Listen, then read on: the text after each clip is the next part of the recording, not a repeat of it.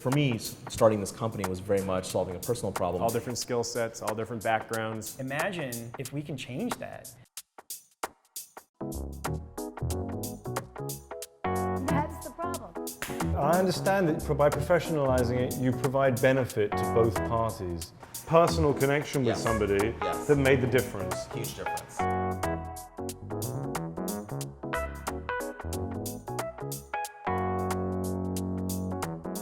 There are quite a few different websites, platforms, counseling services offering me insights into my college application. How are you guys different? I would say that there are quite a few sites out there offering you some kind of support to get to the next level, but they're not offering you a dynamic interaction with a current college student, an alum, or an expert, a one-on-one interaction. What am I specifically buying then as an AdmitMe user? What am I paying for? The good news is you're actually not paying for anything if you don't want to pay for anything. You're basically just creating a profile and getting an assessment. If you choose to pay, then you're going to pay for either direct time with a current student who can help you with your applications, or you're basically paying a small premium to get more information, more exposure, and more direct contact with universities. That's confusing because the premium and the freemium models seem like they have very similar value proposition.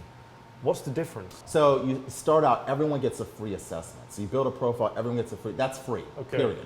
If you want more, if you want an assessment from more people, if you want more exclusive content, if you want to be invited to specific events, then those are things that potentially you have to pay for.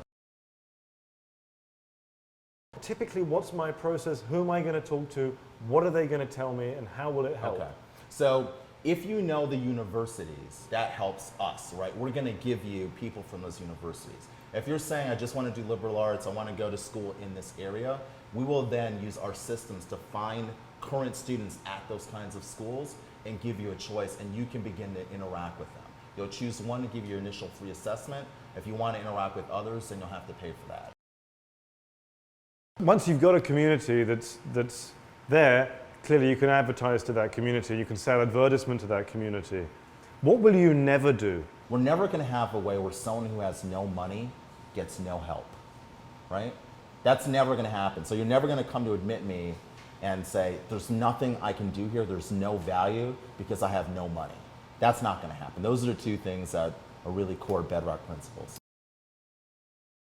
So in your personal story, it was a random, but nevertheless, personal connection with somebody that made the difference. Huge difference. It made me feel like it was possible. Maybe it's a business school, you're going to feel comfortable. There are people like you here, you can do this, right? Even though you don't know anyone that went to this school, you can do this. I mean, it was empowering, it was thrilling, it was scary, it was amazing. So I'm still friends with her to this day. With AdmitMe, what you're trying to do is to replicate that thing that was a chance encounter and to increase the likelihood of meaningful encounters between... That's absolutely correct.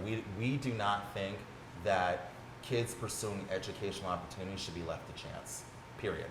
Like full stop. We just don't believe that. And that's happening way too often. But if everybody that was a target audience for AdmitMe got it and had access to it, awesome. There wouldn't be enough colleges to meet the demand. Oh no, that's not true. So, you know, there are colleges thirsting for applicants.